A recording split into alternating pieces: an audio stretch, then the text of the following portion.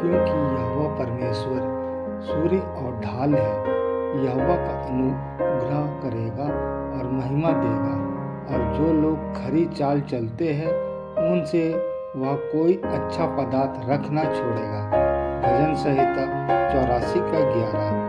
नीति वचन 20 का 7 कहता है, धर्मी जो खराई से चलता है, यद्यपि हम सब पापी हैं, फिर भी परमेश्वर हमें बुलाता है और अपने पुत्र प्रभु यीशु के लहू से हमें शुद्ध करता है और हमें एक पवित्र जीवन जीने में मदद करता है। वही है जो हमें सिधाई से चलने की शक्ति प्रदान करता है। परमेश्वर हमारे जीवनों में पवित्रता, धार्मिकता और खराई को देखना पसंद करता है। जब हम अपने आप को पवित्रता के लिए धार्मिकता के दास दिखाते हैं तो वह हमारे साथ रहता है और हमें बहुतायत से आशीष देता है।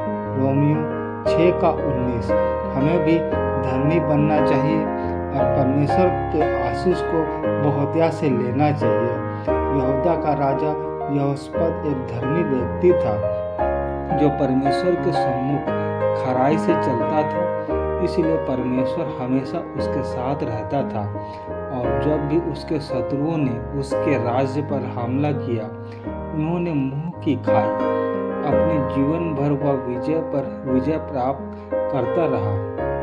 क्या हमें भी आज परमेश्वर के सम्मुख खरा और धार्मिक जीवन बिताने के लिए सजग रहना होगा।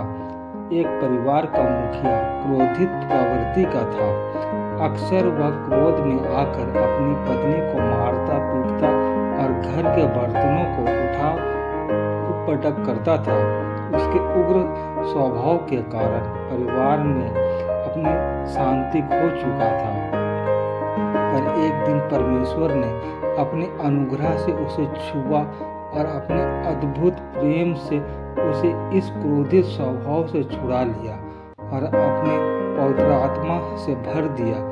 अब तो यह क्रोधित व्यक्ति बिल्कुल बदल चुका था और उसके जीवन में परमेश्वर का प्रेम झलकता था, और इसलिए उसने दूसरे लोगों से लज्जित भी पाई और इज्जत पाई और लज्जित को वो दूर कर दिया। पर इसके बाद जो उसके साथ हुआ वह अच्छा नहीं था।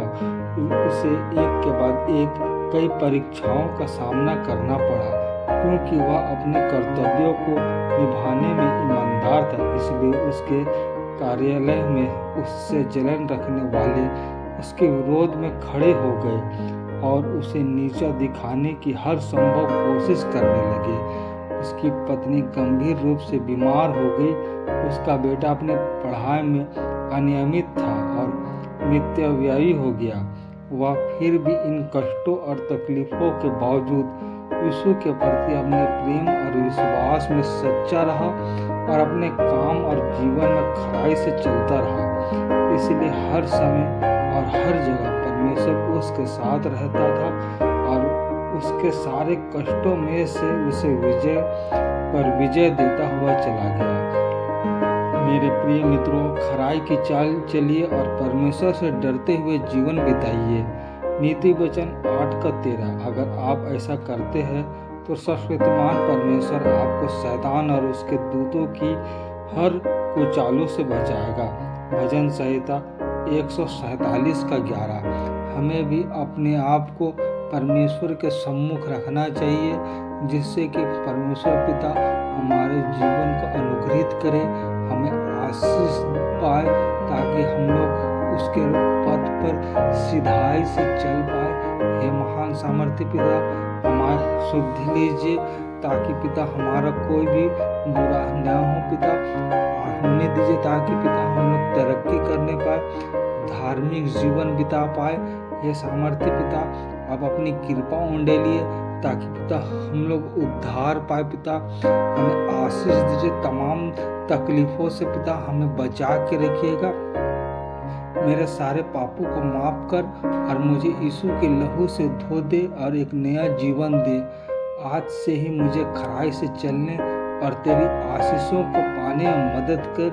यीशु के अनमोल नाम से मैं यह प्रार्थना करता हूँ।